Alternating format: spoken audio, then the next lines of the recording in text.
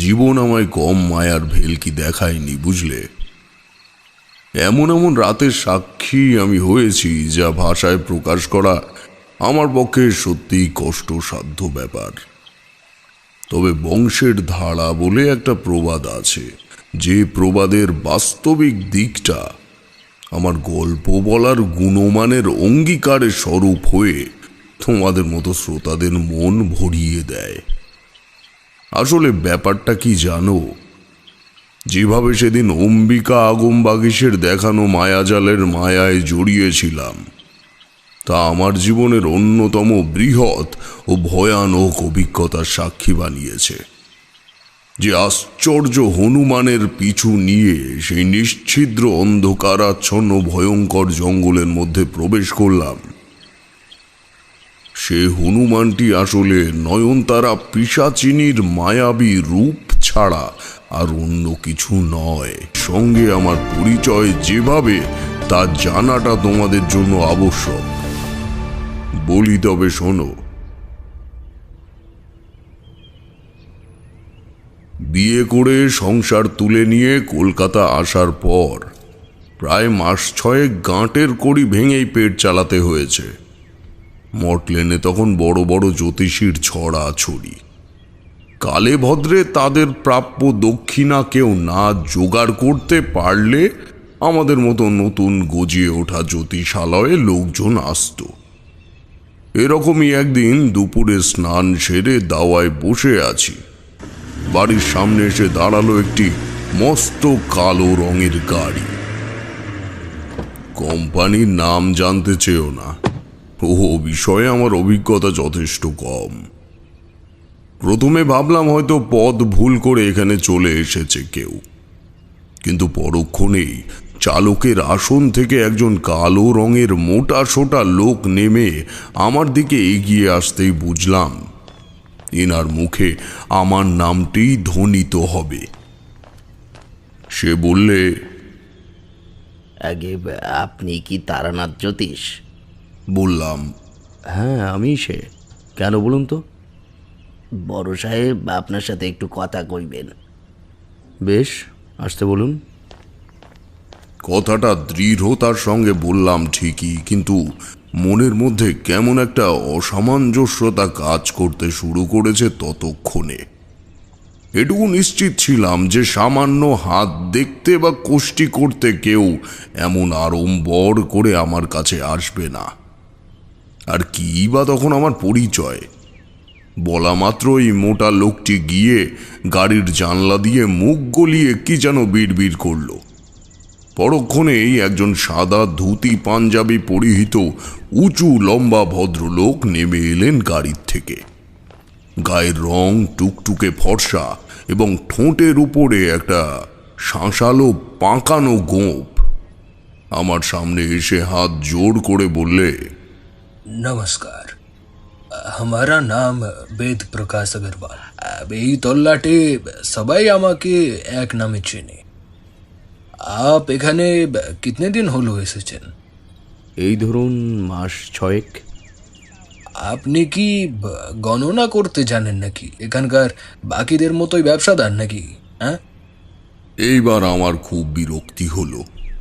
প্রথমত একের পর এক প্রশ্নের জেরা, তারপরও কর্মক্ষমতা নিয়ে কেউ প্রশ্ন তুললে তখন মাথা ঠিক রাখা যায় না। দেখবে, যে জিনিস অতি কষ্টের মাধ্যমে প্রাপ্ত করা হয় সে জিনিসের দিকে কেউ আঙুল তুললেই বুকের ভেতরে একটা আগুনের ভাঁটা জ্বলে ওঠে। বললাম, আপনি চাইলে এই মুহূর্তে আমার পরীক্ষা নিতে পারেন। শুধু এটুকু বলতে পারি, মটলেনে জ্যোতিষশাস্ত্র জ্ঞান অনেকের আছে, তবে আমার মতন মক্কেলকে সত্যি কথা বলার সাহস প্রত্যেকের হয়তো হবে না। ভদ্রলোক ভ্রুকুটি করে আমার দিকে একটু মাথা ঝুঁকিয়ে বললেন, আপনি কিরকম সত্যির কথা বলছেন? আমি এবার ভালো করে তার চোখের দিকে তাকালাম। তারপর বললাম, আপনার সিংহ রাশি, রাক্ষসগণ, পৈতৃক সম্পত্তির উপর থেকেই এখনও আপনার চলছে। ব্যবসা করবার চেষ্টা করেছেন অনেকবার, কিন্তু প্রত্যেকবারই লসের মুখ দেখেছেন। রেসের মাঠ, নারী, সুরা ইত্যাদি নেশা তুখড়। আপনার একটি মেয়ে আছে যার বয়স আন্দাজ 15। স্ত্রীর শরীর বর্তমানে খুবই খারাপ, কিন্তু আপনার তাতে কোনো রকম ভ্রুক্ষেপ থাকে না ও ভবিষ্যতেও থাকবে না। অদূর ভবিষ্যতেই একটা বড় পাওনা মেটানোর আছে, যা পরিশোধ করতে গিয়ে আপনাকে যথেষ্ট বেগ পেতে হবে। এমনকি বাস্তুলোপ হওয়ার সম্ভাবনাও দেখতে পাচ্ছি। ভদ্রলোক ফ্যাল ফ্যাল করে আমার দিকে চেয়ে রয়েছে দেখে আমি একটু নড়ে চড়ে বসলাম। কি ঠিক বললাম কি? जय हो, जय हो बाबा, जय बाबाजी की जय। ये की করে সম্ভব বাবাজি? आप तो स्वयं ईश्वर আছেন। आप तो এটাও বলে দিলেন যে পাওনা করি না মেটাতে পারলে আমার আমার বাড়ি বিক্রি পর্যন্ত করতে হবে। এতটা নিখুঁত গণনা কিভাবে সম্ভব? আমি একটা প্রশান্তির নিঃশ্বাস টেনে বললাম, আমার বিদ্যেটা না হয় আমার ভেতরেই থাক, তবে যাকে তাকে ঈশ্বরের জায়গা দিয়ে দয়া করে পাপ কুড়োবেন না। আমরা প্রত্যেকেই তেনাদের সন্তান মাত্র। যাক, আপনি বলুন, আমি আপনার জন্য কি করতে পারি? প্রয়োজনের তাগিদেই বলো বা আসন্ন বিপদের দুশ্চিন্তায় বলো, যে কোনো মানুষ নিজের খেই হারিয়ে ফেলে এই সময়।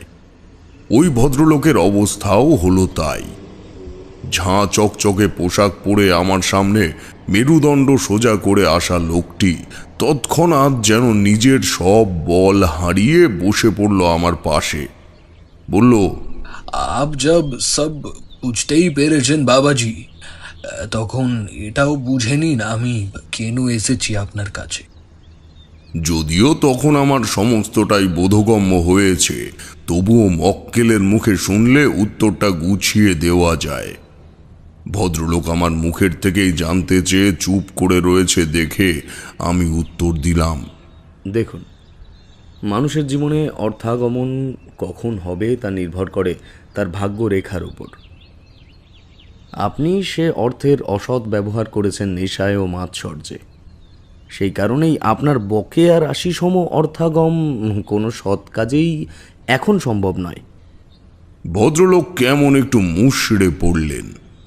বেশ খানিকক্ষণ উঠোনের দিকে স্থির দৃষ্টিতে চেয়ে থাকার পর বললেন, বাবাজি, বাবাজি, অসৎ পথে তো সম্ভব। স্বভাব যায় না মূলে বলে একটা প্রবাদ আছে, তা তোমরা জানো। এই ক্ষেত্রেও তার বিপরীত হলো না। উনি আমার দিকে ঘুরে উজ্জ্বল দৃষ্টিতে একবার চাইলেন, তারপর খানিক মাথার দুঃসংকল্পগুলি গুছিয়ে নিয়ে বললেন, বাবাজি, যে টাকা দিনের পর দিন এই শহরের এ প্রান্ত থেকে ও প্রান্তে উড়ে বেড়াচ্ছে, সেগুলো তো সৎ পথের টাকা নয়। এক মানুষের টাকা হাতিয়ে নিয়ে আর একজন ধনী হচ্ছে, আবার পরের দিন সে সর্বস্ব হারিয়ে অন্য একজনকে ধনবান করে তুলছে। তাহলে ভাবুন, এরকম কোনো এক ব্যক্তির কাছে আমার টাকাগুলো তো গচ্ছিত, সির্ফ সেগুলোকে কি ফেরানো যায় না? কথার মারপ্যাঁচে ভদ্রলোক আমায় ভোলাতে চাইলেন ঠিকই, কিন্তু ততক্ষণে আমার মাথায় এক দুষ্ট বুদ্ধি ভর করে গেছে। মন বলছে, এভাবে আর শূন্য হাতে কতদিন বসে থাকবি তারানাথ? এই অন্ধকার নর্দমার পচা গন্ধ সম্পন্ন ঘরে বসে থাকলে কয়েক মাস পরে যে মানুষটিকে বিয়ে করে এখানে নিয়ে এসেছিস তাকেও তার বাবার বাড়িতে ছেড়ে আসতে হবে। আর এই কাজ করার থেকে অপ্রিয় ও লজ্জাজনক ব্যাপার আর আছে কি? ভাবলাম, আগমতন্ত্রের জ্ঞান যখন আমার মধ্যে সম্পন্ন আছে, তখন এই পথে একবার নেমেই দেখা যাক।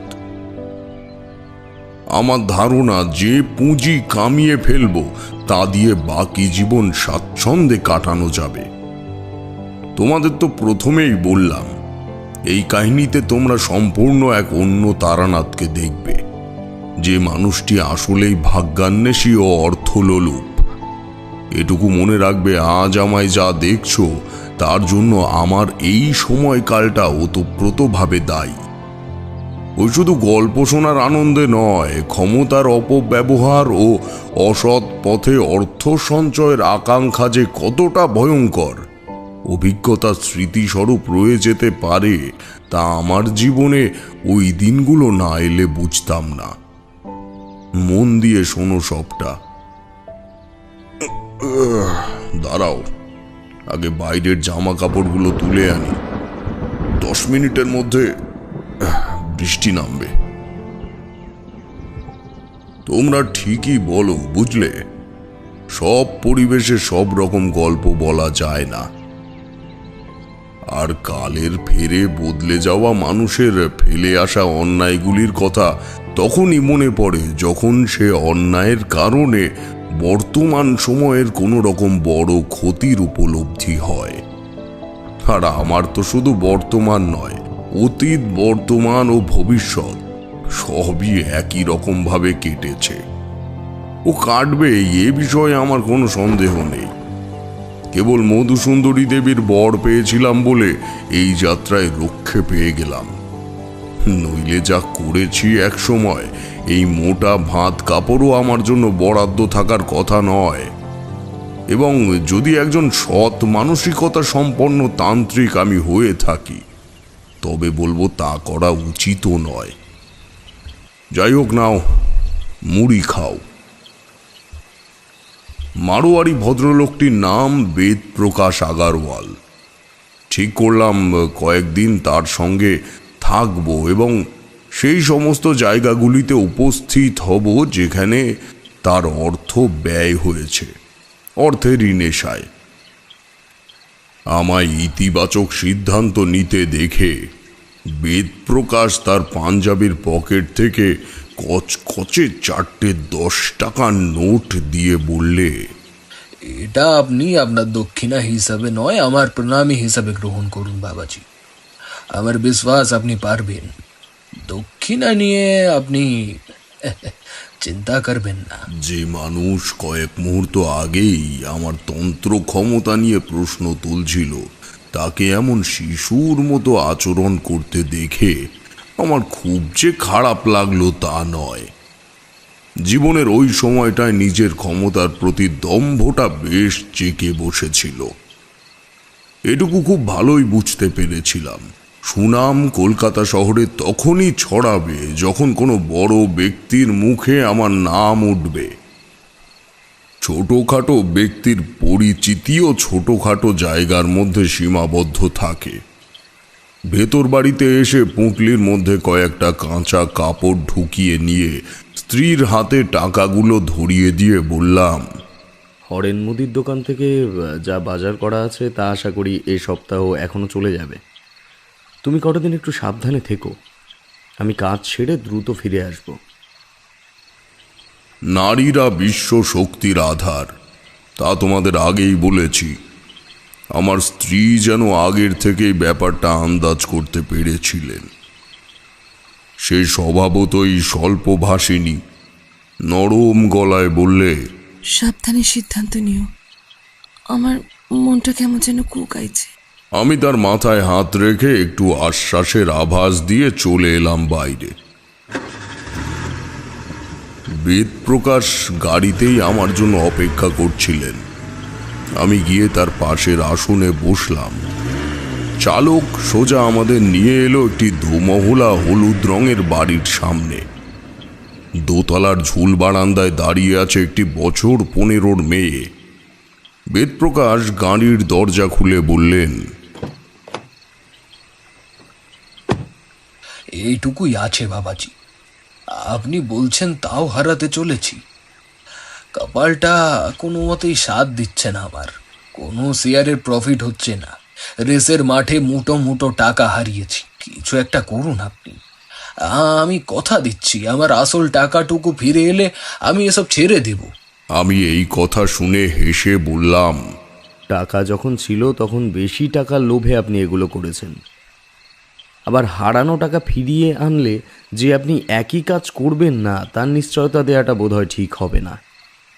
বরং এই সংকল্প নিন, যদি এমন ঘটনা ঘটেও যায় তবে সেই অর্থ দিয়ে আপনি একটি মন্দির প্রতিষ্ঠা করে ঈশ্বরের কাছে অসৎ কর্মের জন্য ক্ষমা চেয়ে নেবেন আর নিজের স্ত্রীর প্রতি যত্ন নেবেন। যদি সেক্ষেত্রে মতি স্থির করতে পারেন তবে আমার বিশ্বাস আপনি আর বিমুখ হবেন না। বেদপ্রকাশ বিনয়ে গলে গিয়ে বললে, আমি আপনার কাছে কথা দিচ্ছি বাবাজি, আমি আপনার একটা কথা অমান্য করব না। তার চোখে নিঃস্বার্থের উজ্জ্বলতা দেখেছিলাম সেই প্রথমবারের জন্য। বেদপ্রকাশ আমায় কাছারি বাড়ি পেরিয়ে মূল ফটকের ভেতরে এনে ডান দিকে ঘুরলেন, অর্থাৎ বাড়ির প্রধান দরজার দিকে গেলেন না। আমিও কিছু না বলে পিছু নিলাম তার। বিরাট দোতলা বাড়ির ডান দিকের খাড়া দেওয়াল ঘেঁষে পেছনের দিকে বাঁক নিতেই একটা লোহার খাঁচা চোখে পড়ল, এবং যেই জিনিসটির জন্য এত পোক্ত তৎপরতা তা হলো একটি মাঝারি আকৃতির ঘোড়া। আরো একটু এগিয়ে এসে বেদপ্রকাশ বললেন, বাবাজি, এর নাম চিরাগ। একে আনিয়েছি অনেক দূর থেকে। এক সময় রেসের মাঠে নামলে সকালে ভয়তে রাইডারদের এর ব্যাপারে সতর্ক করত, আর এখন যেন কোনো মতেই ও ছুটতেই পারে না। সির্ফ কি চিরাগ, যে কোম্পানি শেয়ার নিয়েছিলাম তারা শেষ বছরেও আমার অসংখ্য টাকার ব্যবসা দিয়েছিল, কিন্তু মাঠে ঘোরার সাথে সাথে ভাগ্যের ঘোরাও যেন হলো বাবাজি এমন। আমি তো পথে বসতে চলেছি প্রায়। এবার আমি একটি প্রশ্ন জিজ্ঞেস করলাম, যা আমার আগেই করার কথা ছিল, কিন্তু আমি থেমে গেছিলাম। বললাম, মটলেনে এত বড় বড় জ্যোতিষী থাকতে আপনি আমার কাছেই কেন এলেন? প্রশ্ন শুনে বেদপ্রকাশ তৎক্ষণাৎ আমার দিকে তাকালেন। এই মুহূর্তে সে এমন প্রশ্নের জন্য প্রস্তুত ছিলেন না, তা বুঝতে পারলাম। কিঞ্চিত ইতস্তত করে বললেন বেদপ্রকাশ, বাবাজি, এর আগেও তিনজনের কাছে আমি গেছি। প্রত্যেকেই আমায় হতাশ করেছে, বরং শুধু তাই নয়, তারা কেবল গুটি কয়েক রাশি নক্ষত্রের ছক কেটে আমায় আংটি ধারণ করতে বলেছে। বুঝতেই পারছেন, আমার পক্ষে এখন আর কোনো মতেই অপেক্ষা করা সম্ভব নয়। আমি প্রতি উত্তরে কিছু বললাম না, কারণ বেদপ্রকাশের কথাটি ভুল নয়। এই মুহূর্তে পাপের ঘোড়া কানায় কানায় পরিপূর্ণ করে যে পর্যায়ে সে দাঁড়িয়ে রয়েছে, তাতে আংটি ধারণ করে দিনের পর দিন অপেক্ষা করা যায় না। তবে মটলেনে কি এমন কেউ আছে যার আমার থেকেও বেশি আগমতন্ত্রের জ্ঞান বা সংযমের শক্তি? আমার মনে হয় না। এই সুযোগেই অন্যতম হয়ে উঠব এই অঞ্চলে। এই নেশা আমায় বিভোর করে তুলেছে ততক্ষণে। বেদপ্রকাশকে বললাম, আপনি যে যে কারবারে সমস্ত কিছু খুইয়েছেন তাদের ব্যাপারে কিছুমাত্র ধারণা নেই আমার। তাই আমি কয়েকটা দিন একটু আপনার সাথে সেই সমস্ত জায়গায় বেড়াতে চাই। দেখা যাক কিছু করা যায় কিনা। তবে তার আগে আপনার এই ঘোড়াটিকে একবার দেখব। এটি দেখতে চাওয়ার অন্য কারণ ছিল। কেন জানি না একটা অস্বস্তি হচ্ছিল শরীরে। ঘোড়াটার দিকে আমি যতবার তাকিয়েছি ততবার লক্ষ্য করেছি কি যেন একটা ছায়ার মতো বারবার সরে যাচ্ছে তার পেছন থেকে। প্রথমে সেটিকে কোনো গাছের ছায়া ভেবেছিলাম, কিন্তু শেষবার স্পষ্ট দেখলাম প্রেতাত্মা তাড়ানোর বীজমন্ত্র আওড়াতে শুরু করেছি মনে মনে। ঘোড়াটি অস্বাভাবিকভাবে দাপাদাপি করতে শুরু করলো, এবং একই সঙ্গে তার উপরে বসে থাকা মেয়েটি আরো একটু এগিয়ে এসে অতি স্নেহের সাথে জানোয়ারটির গলা জড়িয়ে ধরল। যেন কতদিনের পরিচয় তাদের, কত গভীর তাদের আত্মার মিল।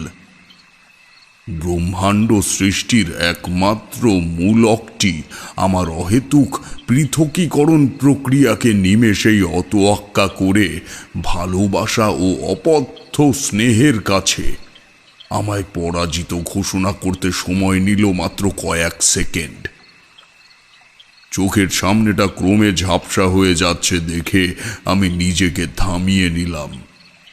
বেদপ্রকাশ বোধহয় আমার অস্থির অবস্থার আঁচ পেয়ে বললেন, বাবাজি, চলুন থোড়া বিশ্রাম নিয়ে নিন। কাল আপনাকে রেসের মাঠে নিয়ে যাব। কাল বিকেলে 4টের সময় ডার্বি আছে। সেই মুহূর্তে আমার এছাড়া করার কিছুই ছিল না। শুধু এটুকু বুঝতে পারছিলাম ওই ঘোড়ার সঙ্গেই বেদপ্রকাশ দুর্ভাগ্য টেনে এনেছে।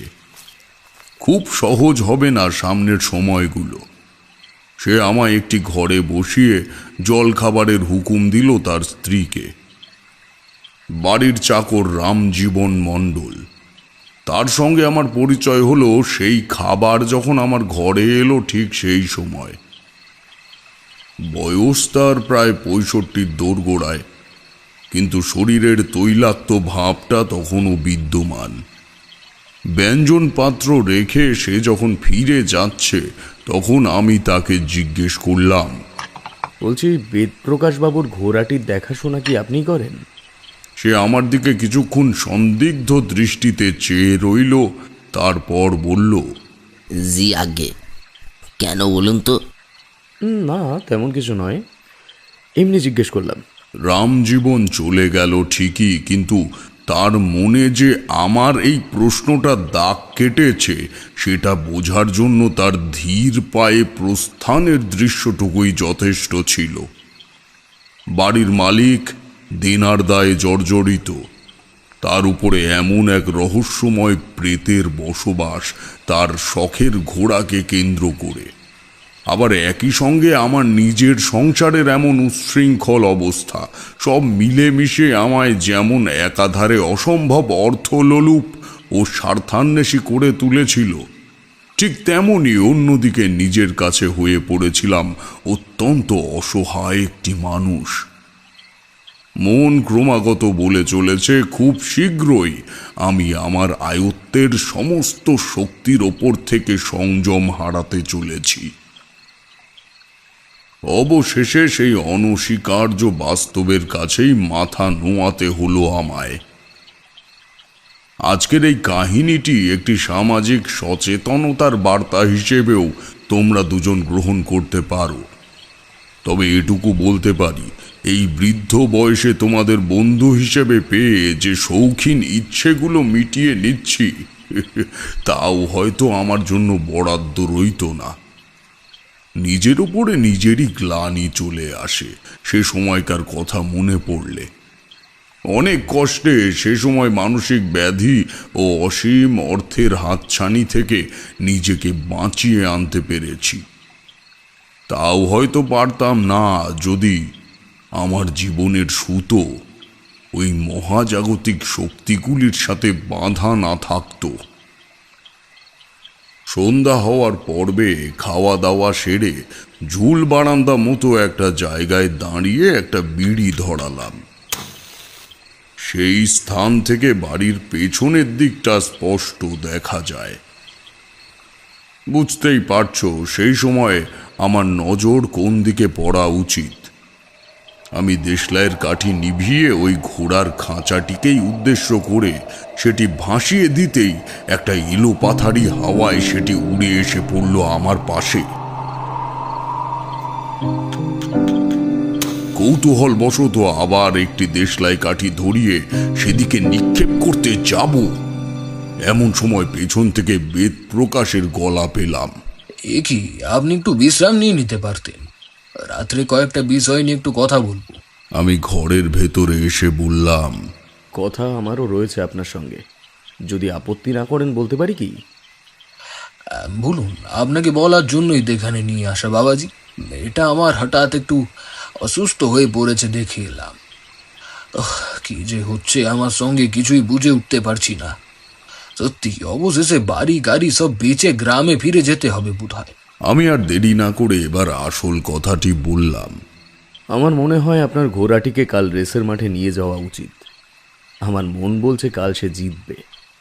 বেদপ্রকাশ অবাক হয়ে বললেন, মানে মানে আপনি বলতে চাইছেন কাল চিরাগকে ডার্বিতে লাগালে সে জিতবে? যদি আমি ভুল না করি। তোমরাও হয়তো বুঝতে পারছো না বা অবাক হচ্ছ যে আমি হঠাৎ এমন কথা কেন বললাম।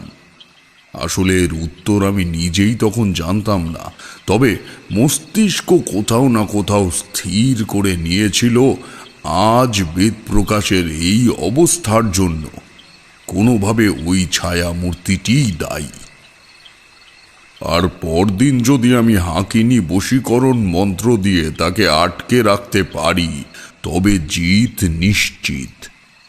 বেদপ্রকাশ ব্যতিব্যস্ত হয়ে হাঁক দিলেন, রতন, এই রতন, ওরে, রামজীবন রতনকে একটু ডেকে পাঠাতো। মনিবের বাজখাই গলার আওয়াজ বোধহয় শোনা গেল বাড়িময়। পরক্ষণের দরজার বাইরে পায়ের শব্দ পেলুম। সম্মুখে এসে দাঁড়ালো সেই মোটা সোটা ড্রাইভারটি। বলল, কিছু বলছেন স্যার? এই শোন, আমাদের নতুন রাইডার ওই পুলক দুবেকে একবার খবর দিয়ে এসো তো, যে কাল চিরাগ মাঠে নামবে। কাল চিরাগ? আরে হ্যাঁ, ঠিকই শুনছো, যাও যাও, জলদি যাও, খবরটা দিয়ে এসো। বেদপ্রকাশ আমার দিকে বিনয়ের দৃষ্টিতে কিছুক্ষণ চেয়ে থেকে বললেন, আমি একবার আমার মেয়ে ও স্ত্রীকে খবরটা দিয়ে আসি। হ্যাঁ বাবাজি। বলে উনি দ্রুত পায়ে চলে গেলেন। আমি প্রেতাত্মা আবদ্ধ করার সরঞ্জাম সব সময় আমার কাছেই রাখতাম। এই যেমন সাদা সর্ষে, পোড়া খড়ের চালের ছাই এবং একটি আয়না।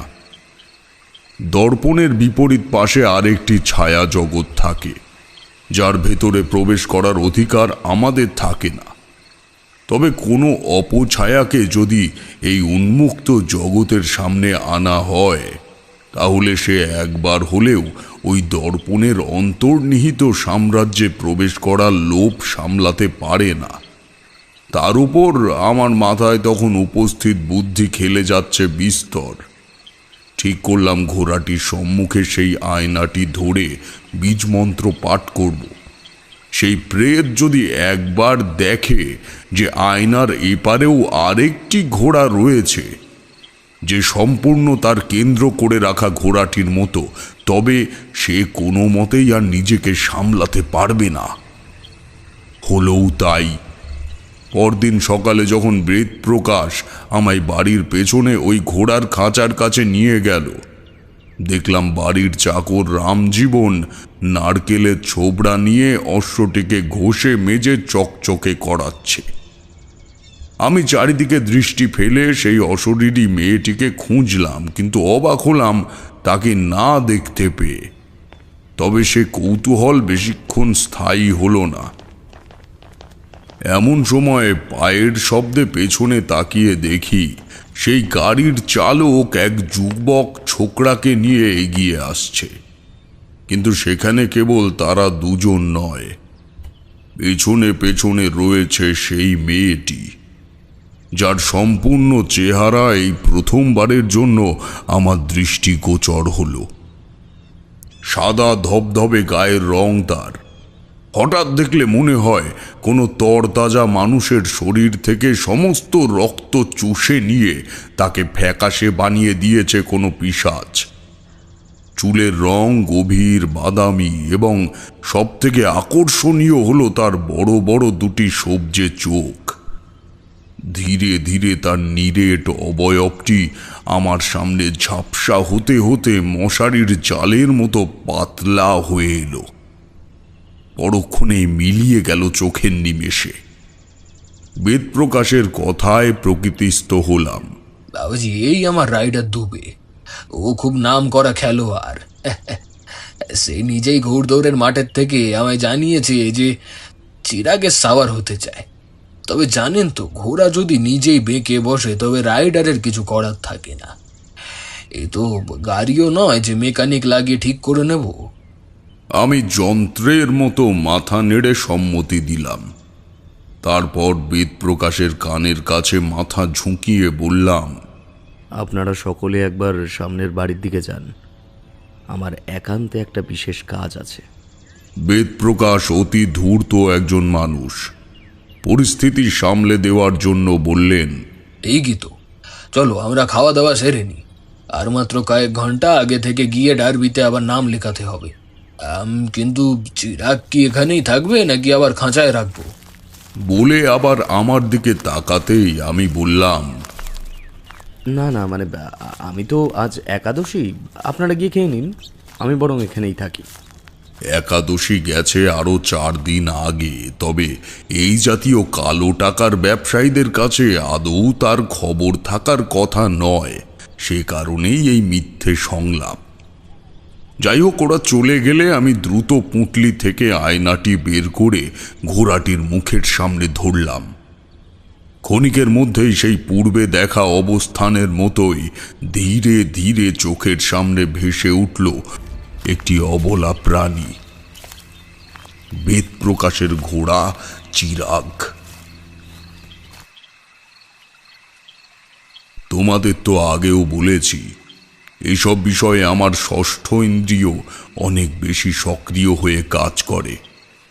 সেদিন রেসের মাঠে পরপর দুবার এবং পরবর্তীতে এক বিরাট অর্থশালী ব্যক্তি প্রতাপ রঞ্জনের আমন্ত্রণে ডুয়েল ডার্বিতেও বেদ প্রকাশের ঘোড়া বিজয়ী হয়। তবে এটা কিন্তু সত্যি সেই ঘোড়ার গুণ ছিল। ওই দিনই আমায় মোটা টাকার বকশিস দিয়ে কৃতজ্ঞতা জ্ঞাপন করল আমার মক্কেল। তারপর থেকেই লোক মুখে ছড়িয়ে গেল এই তারানাথ তান্ত্রিকের নাম। বাড়ির সামনে গাড়ি রাখার জায়গা হতো না এক সময়।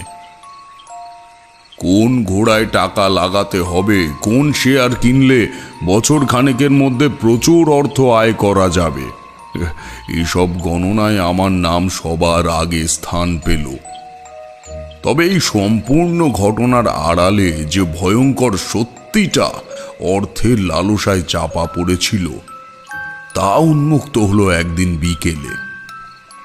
একটা ছেলে রেখেছিলাম দরজায় দারোয়ান হিসেবে, যাতে অনুমতি ছাড়া ভেতরে কাউকে ঢুকতে না দেয়। কারণ এক এক মানুষের সাথে এক এক রকম গোপনীয় তামিল হতো। হঠাৎ তার মধ্যে কেউ চলে এলে আমার ব্যবসার ক্ষতি হবে, এই নিমিত্তে সেই ব্যবস্থা করা। আমি প্রণামী বাক্সের থেকে টাকার বান্ডিল বের করে গুনছি, এমন সময় ছেলেটি বৈঠক ঘরের সামনে এসে বলল, ঠাকুর মশাই, একটা লোক এসছে, এখন কি পাঠাবো? আমি টাকাগুলো আমার বাক্সের মধ্যে রেখে সেটি যথাস্থানে রেখে দিলাম। ভেতরে যে এলো সে একজন বছর 50-এর লোক। মাথায় কাঁচা পাকা চুল, গায়ের রং কালো, মুখে একটা অকৃত্রিম উদাসীনতা। আমায় প্রণাম করে বললে, ঠাকুর মশাই, আমার নাম জগন্ময় মণ্ডল। একরকম বিপদে পড়েই আপনার কাছে এসেছি। কি রকম বিপদ বলুন দেখি? আমি একজন কাপড়ের ব্যবসায়ী। অনেকদিন সাধ ছিল কলকাতার বুকে একটি নির্জন জায়গা দেখে বাড়ি বানাবো। এতদিনে সাধটা পূর্ণ হলো ঠিকই, কিন্তু বাড়িতে একটার পর একটা অমঙ্গল লেগে রয়েছে, বুঝলেন? যেমন? এই যেমন বাড়িতে একটা টিয়া পুষেছিলাম, সেটা সপ্তাহখানেক হয়েছে মারা গেল। স্ত্রীর অসুখ কোনো মতেই যেন সারছে না। আমার একমাত্র ছেলে প্রফুল্ল মাস 3 হলো বিয়ে করেছে। তার সংসারটাও সম্পূর্ণ নড়বড়ে হয়ে গেল। বৌমা যেন কেমন একটা আচরণ করে প্রতি রাতে। সারা বাড়ির লোক চিৎকার করে ডাকলেও সে সাড়া দেয় না, জানেন। ঘরের দরজা বন্ধ করে চুপ করে বসে থাকে। দয়া করে একটিবার চলুন আমার সাথে। আপনি মহাপুরুষ, এই তল্লাটে আপনার সুনাম বিস্তর। হয়তো সমতুল্য প্রণামী বহন করতে পারবো না, তবে আপনার কল্যাণ দৃষ্টি পড়লে হয়তো একটা পরিবার টুকরো টুকরো হওয়ার থেকে বেঁচে যাবে। হ্যাঁ, চলুন না। ভদ্রলোকের এমন মিনতি শুনে ফেলতে পারলাম না ঠিকই, তবে অর্থের লিপ্সা যে কি ভয়ঙ্কর ভাবে আমায় ঘিরে ফেলেছে তা বুঝতে পারলাম তৈরি হয়ে জগন্ময় মণ্ডলের সাথে বেরোনোর সময়।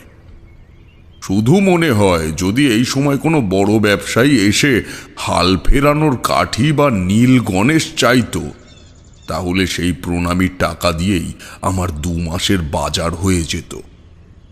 এখন যাওয়াটা কি ঠিক হচ্ছে? তবে এই ভাবটা কেটে গেল রাস্তায় বেরোনোর পরই। মনে হলো বহু দিন পর যেন মুক্ত দিনের আলোয় গা ভাসিয়েছি আমি। অন্ধকার ঘরে টাকা গুনতে গুনতে এই ঝকঝকে পৃথিবীটাকে এই এতদিন এড়িয়ে যাচ্ছিলাম। মনে মনে জগন্ময়কে একটা ধন্যবাদ দিলাম। সে যেন অবতার হয়ে এসে আমায় পৃথিবীতে ফিরিয়ে আনলো। তবে এই ছিল সবে আমার চোখের বাঁধন খোলার সূত্রপাত।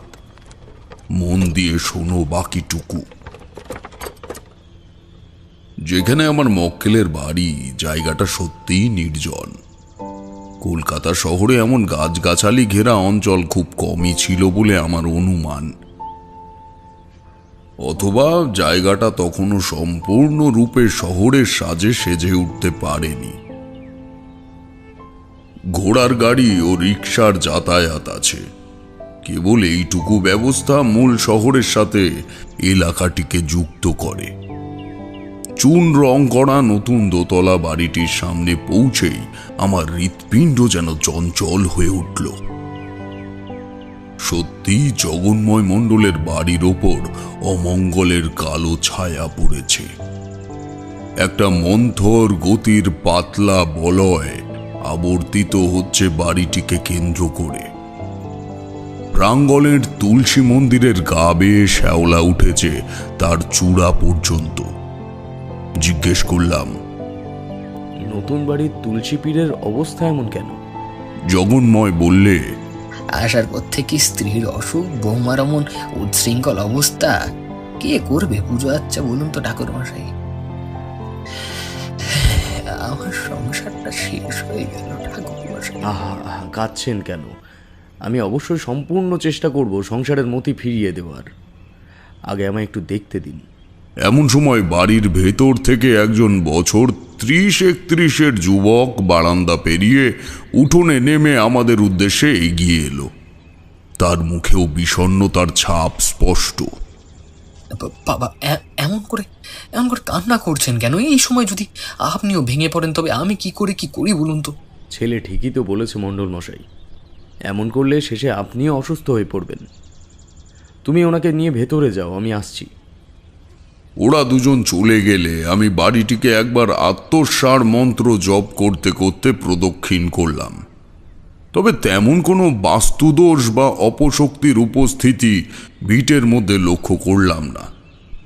কিন্তু ওই কালো মসলিনের বলয় আমায় নিশ্চিত করেছে কিছু একটা অতি জাগতিক ঘটবেই এই বাড়িতে। ঠিক করলাম তিথি দেখে একটা রক্ষাকালী পুজোর পরামর্শ দেব। বাড়ির ভেতরে প্রবেশ করছি, দেখলাম জগন্ময় বাবুর ছেলেটি দরজার দিকে হেঁটে আসছে। আমায় দেখে বলল, কি করি বলুন তো ঠাকুর মশাই। এইসব কি শুরু হলো আমাদের পরিবারে? নতুন বিয়ে করে বাড়িতে পা রাখলাম, তারপর থেকে একের পর এক অশান্তি। আমার স্ত্রীর কথা আশা করি বাবা আপনাকে বলেছেন। উনি সব বলেছেন। একটাবার বৌমার কাছে আমাকে নিয়ে চলো দেখি। আসুন ঠাকুর মশাই, তবে সে যদি কথা না বলে দয়া করে অপরাধ নেবেন না। শেষ দুদিন হলো কথা বলাটুকু বন্ধ করেছে সবার সাথে। এমনই একটু চুপচুপ স্বভাবেরই ছিল, কিন্তু আগে কি আর বুঝতে পেরেছি এমন হবে? আসুন, এই সিঁড়ি ধরুন ঠাকুর মশাই।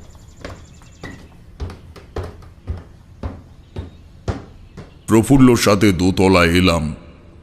উত্তর দিকের একদম কোণার ঘরটির সামনে গিয়ে দাঁড়াতেই ঘরের ভেতর থেকে একটি মেয়ে প্রাণ খুলে হেসে উঠল, যেন বহুদিন পরে হারিয়ে ফেলা কোনো আনন্দকে খুঁজে পেয়েছে সে। প্রফুল্ল বলল, বিনা, এই দেখো আমাদের বাড়িতে একজন ঠাকুর মশাই এসেছেন, আলাপ করবে না? মেয়েটি বিছানার এক প্রান্তে বসেছিল। এবার মুখ তুলেই আমায় লক্ষ্য করে দৌড়ে এসে পুঁটলি ধরে হঠাৎ টানতে শুরু করলো। এই কি হচ্ছে? কি হচ্ছে বিনা? ছাড়ো, ছেড়ে দাও ওনাকে। ঠাকুর মশাই নিচে যান, আপনি নিচে যান, আমি আসছি। মনের ভেতরটা কু ডেকে উঠল আমার। বিবেচনার অবকাশ পেলাম না এক ফোঁটাও, যতটা আকস্মিকভাবে সম্পূর্ণ ঘটনাটি ঘটল। নিচের তলায় নামছি, দেখি জগন্ময় মণ্ডল সিঁড়ির মুখটায় দাঁড়িয়ে আমার দিকে চেয়ে রয়েছে। বললেন, কি হয়েছে ঠাকুর মশাই, কি হলো উপরে? আমি কিছু বলতে যাব এমন সময় ওপরের তলায় দরজা সজোরে আটকে দেওয়ার শব্দ পেলাম। বললাম, আপনার ছেলে আসছে, ওর মুখেই শুনুন। আমি একটু অপ্রস্তুত হয়ে পড়েছি। না চাইতেও বলে ফেলা সত্যিটার প্রভাব গৃহকর্তার হতাশ মুখখানিকে আরো পাংশু করে দিল। প্রফুল্ল এসে বলল, বিনা হঠাৎ আপনাকে দেখে এমন করে উঠলো কেন? বা তাকে দেখে আপনি কি বুঝলেন? যাক, আগে আপনি বসুন তো ঠাকুর মশাই একটু। আমরা বৈঠক ঘরে এলাম। সেই মুহূর্তে আমার মাথায় যেটুকু এলো তা হলো, হয় মেয়েটি মানসিক প্রতিবন্ধী, নইলে সে জাতিস্বর। প্রশ্ন করলাম, প্রফুল্ল, বিনা মায়ের বাপের বাড়ি কোথায়? ঠাকুর মশাই, ওর বাপের বাড়ি বলতে অনেক ছোটবেলায় বিনার বাবা মা মারা যায়। তারপর থেকেই ও একটি অনাথ আশ্রমের থেকে মানুষ। জগন্ময় বাবু কথা কেড়ে নিয়ে বললে, ঠাকুর মশাই, আমার কর্মসূত্রে এক সাদা চামড়ার মানুষের সঙ্গে আজ পরিচয় প্রায় 10 বছর। নাম শুনলে হয়তো চিনবেন না, তবে এই শহরে মোটামুটি অনেকেই তাকে চেনে। লর্ড হ্যাটসনের ঘোড়ার ফার্ম চেনেন? আমার স্মৃতিশক্তি কতটা প্রখর তা আশা করি তোমরা জানো। নামটা শোনা মাত্রই মনে পড়ে গেল আমার জীবনের চাকা ঘুরে গেছে যে মক্কেলের হাত ধরে সেই বেদপ্রকাশ আগরওয়ালের মুখে এই নামটি আমি শুনেছি। তার প্রিয় ঘোড়াটি এই হ্যাটসেনের ফার্মের থেকেই কেনা ছিল। বললাম, ওনার কি অনাথ আশ্রম আছে? ছিল, বৌমা সেই আশ্রমেরই মেয়ে, তবে এখন হয়তো বন্ধ করে দিয়েছে। ঘোড়ার ব্যবসাও তার আছে নাকি সন্দেহ, কেন বলুন তো? কারণ আছে একটাই, তার কাছে আমাদের একবার যেতে হবে মণ্ডল মশাই। জানতে হবে এর আগে বিনা মায়ের মধ্যে এমন কোনো আচরণ লক্ষ্য করেছে কিনা। হ্যাঁ, তবে চলুন না, আমি এখনই গাড়ির ব্যবস্থা করছি। সত্যি বলতে আমি সেই মুহূর্তে যা যা করছি তা কিন্তু শুধুই আমার অনুমানের বশে। অনেক দিনের সুখী ও বাৎসল্যের জীবন কাটানোর পর এমন একটি অস্বাভাবিক ঘটনা আমায় শুধু চিন্তায় নয়, নিজের সঠিক পরিচয় অন্বেষণের নিমিত্তে একটি অদৃশ্য আয়না দাঁড় করিয়ে দিয়েছিল আমার সম্মুখে। প্রফুল্ল শহর থেকে একটি রিক্সা নিয়ে এলো আধা ঘন্টার মধ্যে। তারপর দুজন বেরিয়ে পড়লাম লর্ড হ্যাটসনের ফার্মের উদ্দেশ্যে। জগন্ময়বাবু ভুল অনুমান করেননি। বিদেশি লোকটির ব্যবসাপাতি এখন সবটাই বন্ধ। ওনাকে পাওয়া গেল তার বাসস্থানের পার্শ্ববর্তী একটি মাদকের দোকানে। প্রফুল্লকে দেখে সে একেবারেই চিনতে পারল। শিশুস্নাত মুখ করে বলল, বিনা কেমন আছে মাইসান? তার ব্যাপারে তার সঙ্গে কথা বলতে এসছি আঙ্কেল। কথাটি শুনে হ্যাটসন অস্থির হয়ে উঠল। বলল, কেন, কি হয়েছে তার? এবার আমি প্রশ্ন করলাম, কত বছর বয়স থেকে বিনা মাকে আপনি পালন করছেন? মিনার কিছু হয়নি তো? না না, কিছু হয়নি, তবে তার শরীর যে অসুস্থ তা অস্বীকার করব না।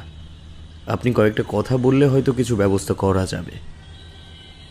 কি করব, কি জানবেন? মানে বলুন, আমি কিভাবে? শান্ত হন আপনি। শুধু এটুকু বলুন, বিনা মায়ের মধ্যে কখনো কোনো অস্বাভাবিক আচরণ দেখেছেন?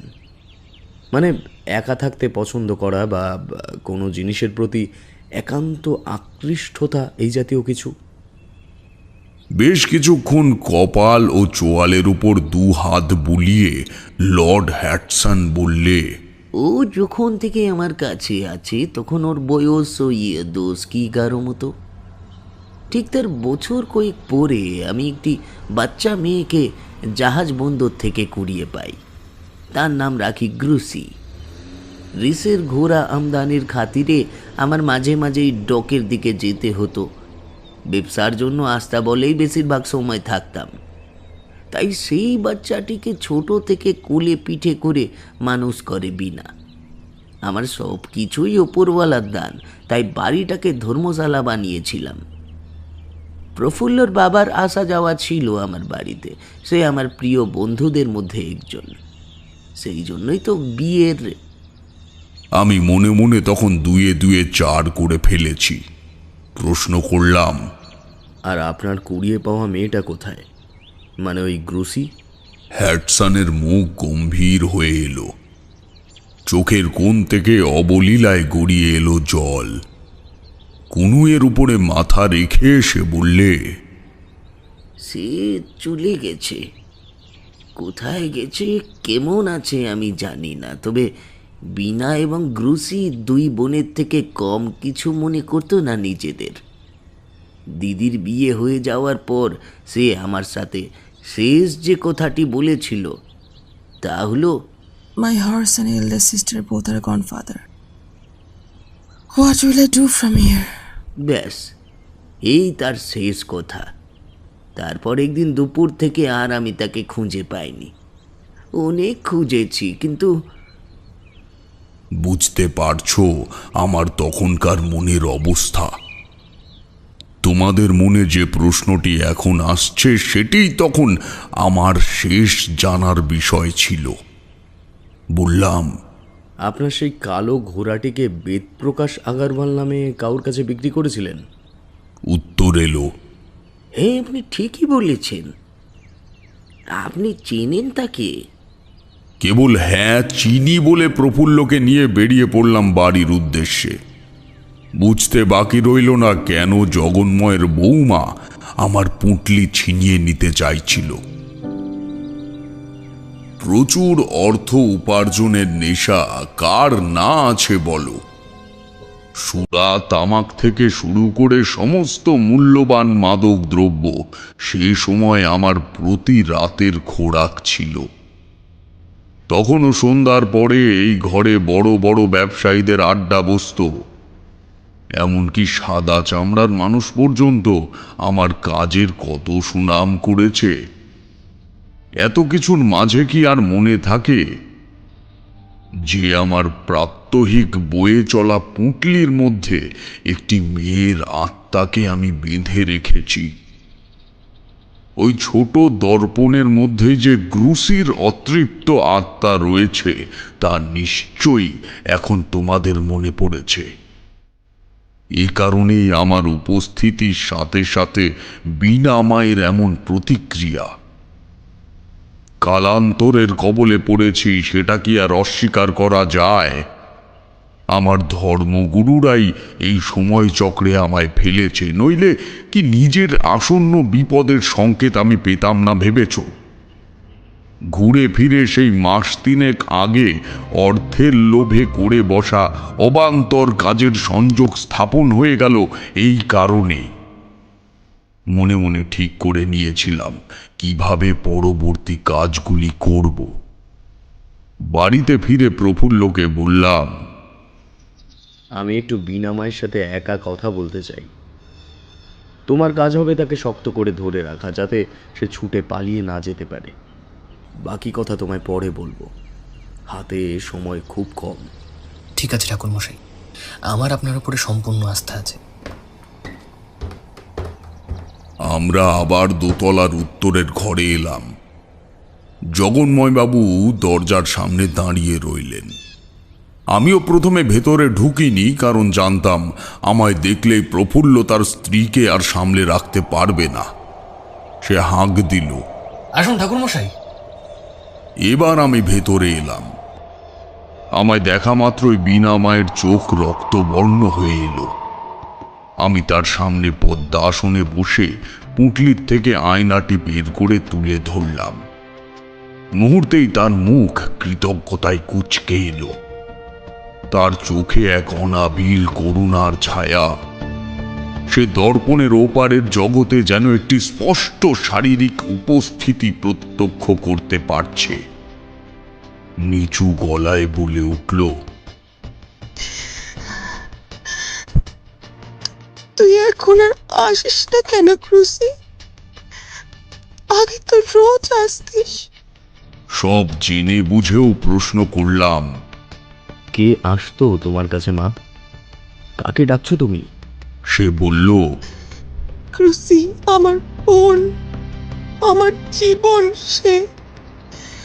সে আমায় ছাড়া কিচ্ছু বুঝতো না। বিয়ে হয়ে যাওয়ার পরেও বলেছিল সে আমার সঙ্গে থাকার জন্য ব্যবস্থা কর, নইলে সে বাড়িতে আর থাকতে পারছে না, তার দম বন্ধ হয়ে যাচ্ছে সেখানে। এই বলে যেদিন এলো বুঝতে পারলাম বোকা মেয়েটা কাউকে কিচ্ছু না জানিয়ে আত্মহত্যা করেছে। দুদিন আমার সাথে আর দুদিন চিরাগের সাথে গিয়ে থাকতো। চিরাগ ছিল আমাদের সবচেয়ে প্রিয় ঘোড়া। আমিও নিজেকে মানিয়ে নিয়েছিলাম যে ও ভালো ছিল, কিন্তু হঠাৎ ওর আশা বন্ধ হয়ে গেল। আমি জানি না আমি পাগল হয়ে গেছি কিনা, নাহলে নিজের প্রাণের থেকে প্রিয় বোনের আত্মার সাথে কি বসে ঘন্টার পর ঘন্টা গল্প করতে পারি বলুন? তবে তবে আমি আর পারবো না, আর ওকে পারবো না ছেড়ে থাক।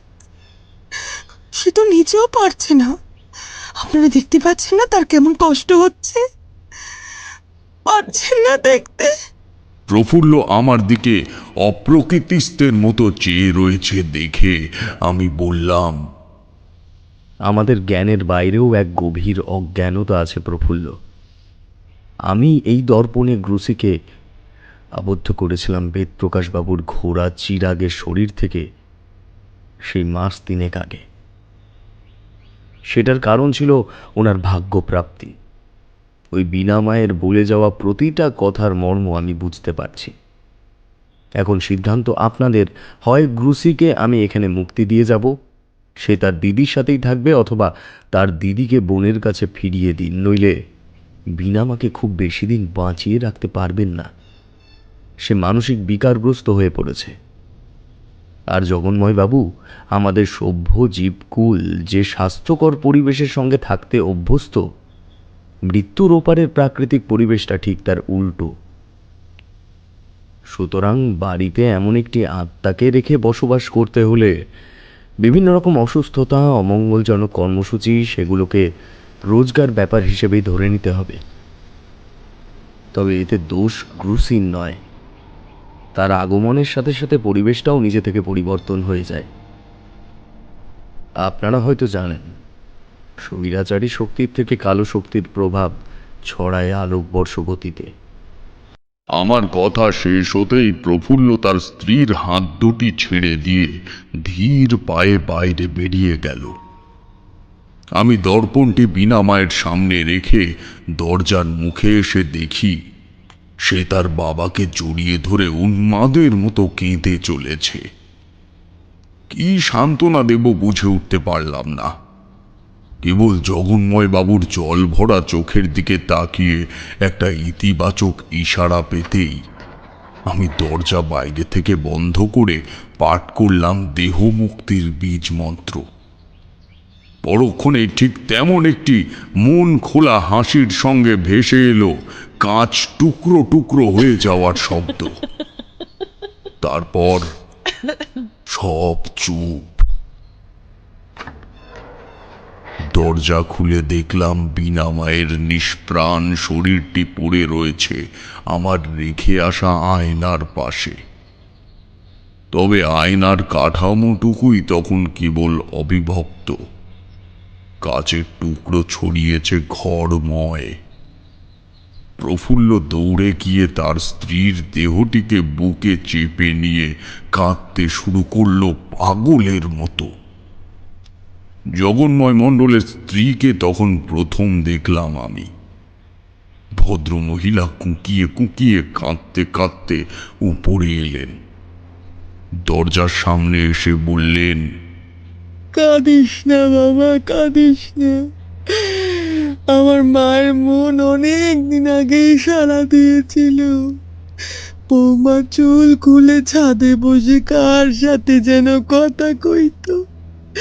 আমি বেশ কতবার দেখেছি। ভাবতো মা বাপ মরা মেয়েটা বোধহয় একা একা কথা বলে নিজেকে সান্ত্বনা দেয়। হায় ভগবান, কিন্তু এ কি হলো গো ঠাকুর? নিয়তি কি আদৌ এটাই ছিল? যদি বেদ প্রকাশের বাড়িতে আমি না যেতাম যদি গ্রুসির আত্মাটাকে দর্পণবন্দি না করতাম, যদি অর্থের লোভে ওই নিষ্প্রাণ মেয়েটির অবলম্বন কেড়ে বেঁচে থাকা ঘোড়াটির থেকে তাকে আলাদা না করতাম, যদি তখন পুঙ্খানুপুঙ্খ খতিয়ে দেখে নিতাম আগে সম্পূর্ণ বিষয়টি, তবে কি নিয়তি বদলে যেত? উত্তরটা আজও অজানা আমার কাছে। তবে সেদিন যে আরো বড় একটি চমক অপেক্ষা করছিল আমার বাড়িতে, তা কে জানত। ফিরে এসে দেখি বাড়ির সামনে একের পর এক গাড়ির ভিড়, কিন্তু আমার সেদিন আর কাউর কোনো বিষয়ে জানার বা গণনা করার মানসিকতা ছিল না। অসুস্থতার বাহানা দিয়ে সেদিনের মতো সবাইকে বিদায় করলাম। আমি ঈষৎ বিরক্তির সাথেই কাগজটি খুলে চোখের সামনে ধরলাম। তাতে লেখা আছে, একদিন তুমি নিজেই নিজের ঘরের কড়া নাড়বে তারা না। যে অর্থের লালসা আজ তোমার মন ও মস্তিষ্ককে উন্মাদ করে তুলেছে, তা আসলে তোমার উন্নতি রেখার সঙ্গে জড়িত নয়। আর জোরপূর্বক কি পৃথিবীতে কিছু হয়? না, হয় না। তার প্রমাণ তো কিছু আগেই পেয়েছো তুমি, কি পাওনি? চিঠি পড়েই আমার হৃৎপিণ্ড বরফের মতো ঠান্ডা হয়ে গেল। স্ত্রীকে প্রশ্ন করলাম, কে দিয়ে গেছে? লোকটিকে দেখতে কেমন? বুঝতে বাকি রইল না কে এসেছিল বাড়িতে আমার অবর্তমানে। তোমরাও আশা করি বুঝতে পেরেছ। আমায় সতর্ক করতে এসেছিলেন সেই অমর জীবন ভট্টাচার্য, যার অস্তিত্ব নিয়ে আমার শেষ জীবন পর্যন্ত কৌতূহল এখনো যায়নি। তবে এটাও সত্যি, সেদিনের পর থেকে আমি আর অসৎ পথে অর্থ উপার্জন হতে পারে বা এমন লক্ষণযুক্ত মানুষের কোনো প্রকার কোনো রকমের সাহায্য করিনি। তবে নাম যা ছড়িয়ে গিয়েছিল, আমার তাতে আর উপার্জনে ভাটা আসেনি বেশ কয়েক বছর। অমাবস্যার তিথিতে মাঝে মাঝেই মধ্যরাতের পর আমি মধুসুন্দরী দেবীর পূজায় বসতাম। একদিন চোখ বুজে সংযমের কর আবদ্ধীকরণ করে বসেছিলাম। হঠাৎ একটা অস্বস্তি মতো হতেই চোখ খুলে দেখি ঘরের ভেতরটা একটা মৃদু নীল আলোয় উদ্ভাসিত হয়ে রয়েছে। আমি বুঝলাম দেবী পুনরায় আমার উপরে প্রসন্ন হয়েছেন। তিনিও এটাই চেয়েছিলেন, যাতে আমি আবার স্বাভাবিক ও সুস্থ জীবন যাপনে ফিরে আসি। অমরজীবন বলেছিল একদিন আমি নিজেই নিজের ঘরের কড়া নাড়ব। সেটা সত্যি হয়েছে হে। কাল ভোর নাগাদ হঠাৎ দরজায় কড়াঘাতের শব্দ পেয়ে আমি উঠে গিয়ে দরজা খুলি। বললে বিশ্বাস করবে না, দেখি আমার সামনে দাঁড়িয়ে রয়েছি আমি নিজেই। আগত বৃদ্ধ তারানাথের মুখে হতাশা ও দরিদ্রতার ছাপ। আমার চোখের দিকে একবার তাকিয়ে সে দৃষ্টি নামিয়ে নিল নিচে, তারপর বলল, কম গুরু সঙ্গ করিনি জীবনে, তবুও অন্তিম কালে এসে কিছু অর্জন করতে পারলাম কই। একবার দেখবেন আপনি কি কারণে আমার সঙ্গে এমন হলো। আমি বিচার বুদ্ধি সংজ্ঞা শূন্য হয়ে তার দিকে তাকিয়ে রইলাম। মায়াজালের ন্যায় সেখানে ফুটে উঠল আরো কয়েকটা পরিচিত মুখ। তাদের প্রত্যেকের সাথেই আমার জীবনে কোনো না কোনো একদিন আলাপ হয়েছিল। আগত তারানাথের পেছনে একে একে জন্ম নিল মাধব ঘোষ, বিরাজ বালা, আমার বরাকর নদীর পাড়ের সেই দীক্ষাগুরু, মধুসুন্দরী দেবী, বিশু ঠাকুর, কৈখালির মাঠের ওই মহাপুরুষ, শ্রীপদ, মাতু পাগলি, আরো কত জমে থাকা স্মৃতি অবয়ব। প্রত্যেকের মুখ অভিব্যক্তি শূন্য, কেবল সারি সারি মানুষ, মহাপুরুষ ও দেবীর পেছনে একটি মানুষের মুখ শুধু দেখতে পেলাম না। সে দাঁড়িয়ে রয়েছে পশ্চাতের দিকে চেয়ে। অনুমান করার শক্তি তখন নেই, তবে জ্ঞান হারানোর পূর্বে আমি বুঝতে পেরেছিলাম সেই আসলে আমার নবাগত দীক্ষাগুরু অম্বিকা আগমবাগীশ।